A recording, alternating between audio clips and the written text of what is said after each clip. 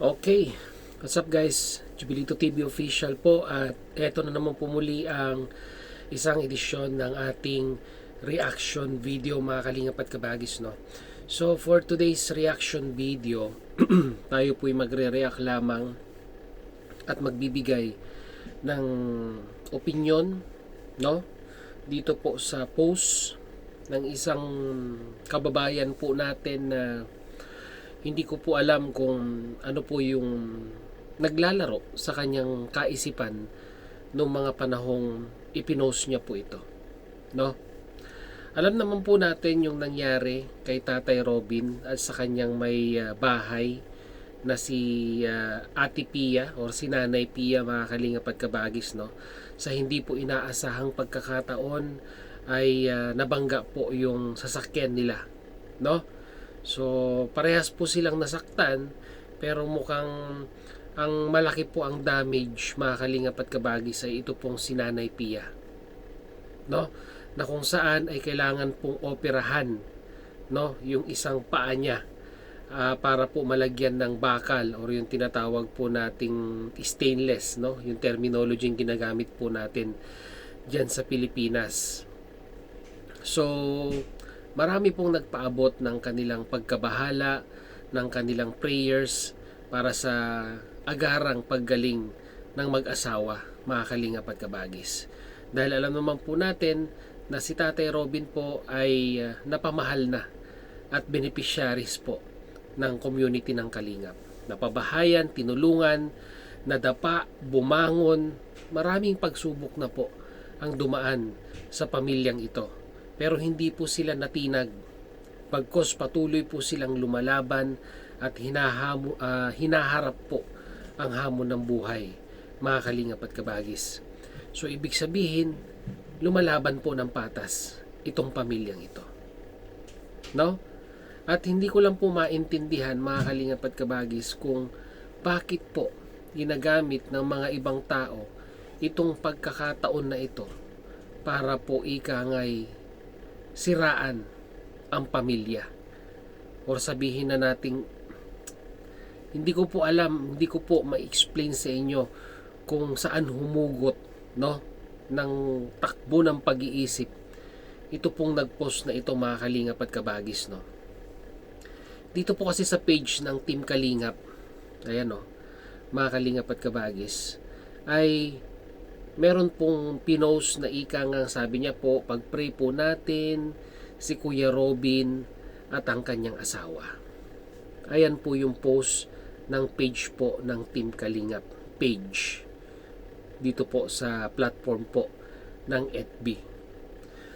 Pero po ang pumukaw po, no, ng pansin sa mga viewers at sa mga netizens ay yun pong comment ng isang kababayan po natin, mga kalingap at kabagis, no?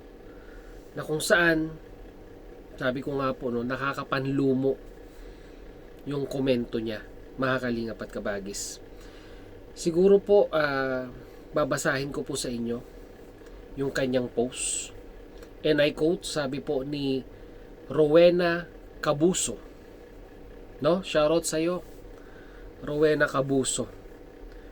Legit ka mang account or hindi ko po alam, pero may profile pic at pag bubuksan nyo po ang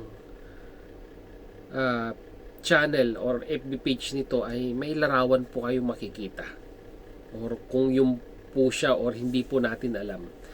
Pero uulitin ko po ang comment po ni Lorena Cabuso. Sabi niya po dito, and I quote, Lord, sana mawala na silang mag-asawa. Comment pa po ba ito ng isang individual na nasa wastong pag-iisip, mga kalingap at kabagis? Diba? Sa kapanahunan na ang pamilya po ay nasasaktan dahil po sa aksidente na nangyari sa pamilya, sa mag-asawa, tapos magko-comment kayo ng ganito, Lord, sana mawala na silang mag-asawa. Bakit po, mga kalingap at kabagis, no? Ito po bang pamilyang ito, si Tatay Robin at si Nanay Pia ay may atraso sa inyo? At kung makapag-comment po kayo ng ganito, sobrang wagas na po. No? Mga kalingap at kabagis. Yung legitimacy ng account na ito ay hindi po natin mabiverify. Pero yung pangalan po, no, na ginamit nitong individual na ito, na ang pangalan po ay Rowena Cabuso. Hindi ko po alam kung saan kayo humuhugot ng ganitong mga sentimiento sa mag-asawang ito. Na sa tingin ko naman po ay hindi naman po nila deserving na makakuha ng ganitong komento para sa inyo. Na aksidente na nga yung mag-asawa tapos ganito pa ang i-comment ninyo. Parang napaka-unfair naman po sa kanila. Yun na lang pong sabihin ninyong mawala na silang mag-asawa ay wala po tayong karapatan na magsabi ng ganito. Ika nga'y bawiin ang kanilang buhay tapos or ipagdadasal natin na mabawi po ang kanilang buhay. No?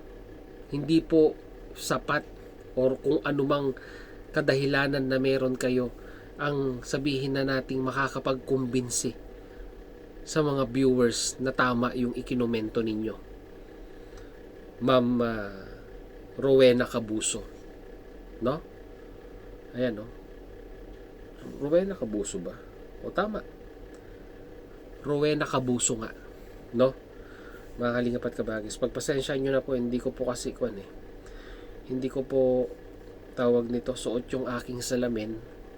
Kaya medyo nalalabuan ako. May picture po, no? Ito po'y nakuha ko po sa post ni Kalingap Maymay sa kanyang FB page. Sorry po, sa kanyang YouTube channel. Pasyalan nyo po, no? Mga kalingap at kabagis ng makita nyo po, no? Makita nyo po yung larawan na ipinost po ni Maymay dun po sa kanyang YouTube channel, sa post niya, mga kalingap at kabagis, no?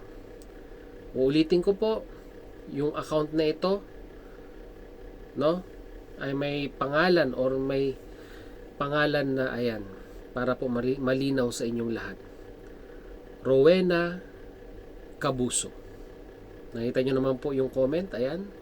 Lord, sana mawala na silang mag-asawa. Tapos may emoji. Ayan po yung kinoment, mga kalingap at kabagis. Sa post ng page po ng Team Kalingap. No?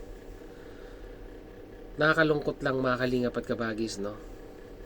May pinagdadaan ng mabigat yung pamilya tapos magko-comment pa tayo ng ganito. Napaka-unfair po para sa kanila, mga kalingap at kabagis. Kaya muli, uulitin ko po, maging considerate po tayo sa mga ikinokomento natin.